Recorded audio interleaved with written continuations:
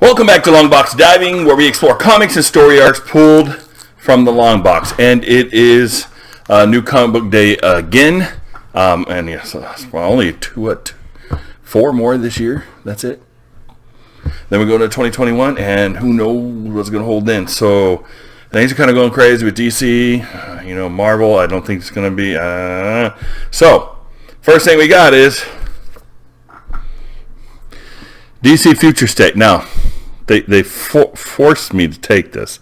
I guess it's the information about DC's future state and some checklists. Wow, that's a lot of books. And honestly, I'm probably not getting any of this. I don't think any of this looks interesting. None of this, unless it catches my interest in some way. So far, it hasn't. But like you said, this is our normal new comic book day, and we kind of give you the rundown of what we picked up, kind of how is it going so far, what we thought about it, and what we think is going to be in this, and how we feel. So first impressions. So my first impression about this is, yeah. All right. So onto the comic books. Here we go. Department of Truth. I believe this is number 3. Yeah, Department of Truth number 3. Now this has been really interesting. James Tynion is broken out into Image. And basically, this kind of goes along with, if conspiracy theories are believed, the more it's believed, the more real they become.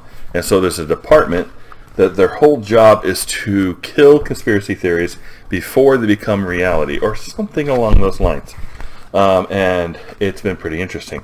And they got some crazy, I think they had the crazy, last issue was about the Satanists eating children or something like that. Weird stuff. But it's been really good. So we got that. Department of Truth number 3. I tell you, this year, most of the indies are really, really good this year.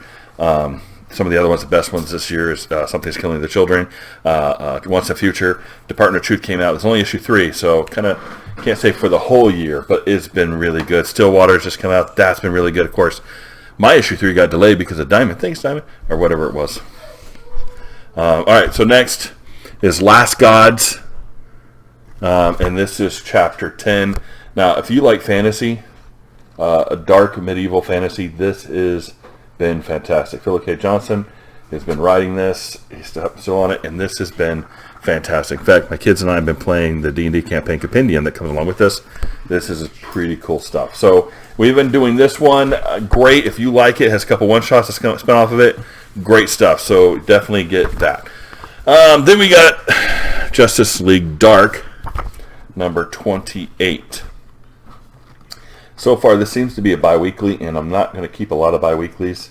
I think they you're going to defeat the Upside Down Man in this. The Upside Down Man kind of merged with Zatanna. Kind of weird stuff. Does she defeat him? We'll see. That's what this book is mostly about, is do they defeat the Upside Down Man? What is the story going to move into after this? So I'm going to give it a shot, but most of my bi-weeklies are probably going to go away because I just don't want to keep buying books bi-weekly every other week on a regular issue. I just want it once a month because otherwise it just gets too expensive. There's too many comics and too many indie stuff out there that's just really good. So next one is Harley Quinn, Batman White Knight, Harley Quinn. This is book 2. I do like a lot of the Black Label. The Last God's a Black Label. This is a Black Label. And the last one was pretty good. So I wonder if this one will live up to it.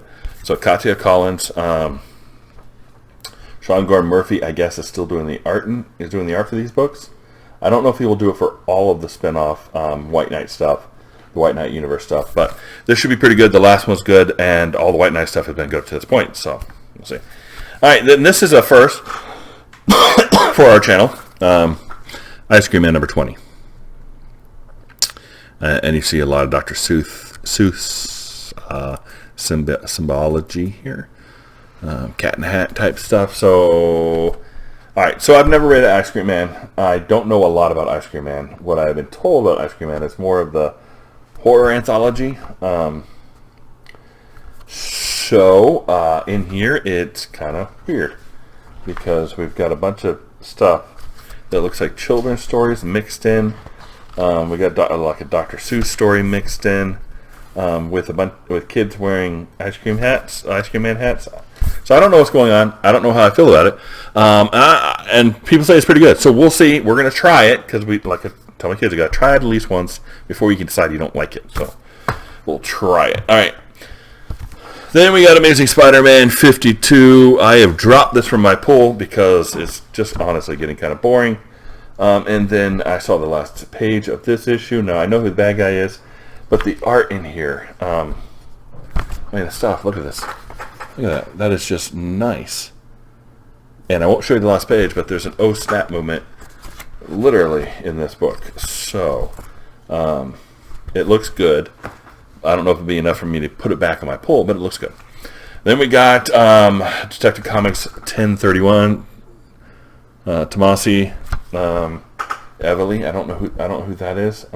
The art looks okay. Doesn't look bad at all. So, but DC never really had bad artists like Marvel has some bad artists.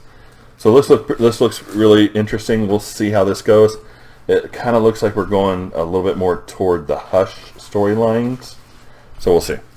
And then we've got, unfortunately, I wanted to finish it out, even though I have dropped this off my pull. But the art's been fantastic all the way through these books. But this one doesn't look all that great art either. The X of Swords, X-Men 15.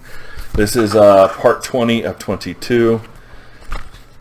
This is, I kind of got it because I think the husband and wife fight in this. So Apocalypse versus his wife.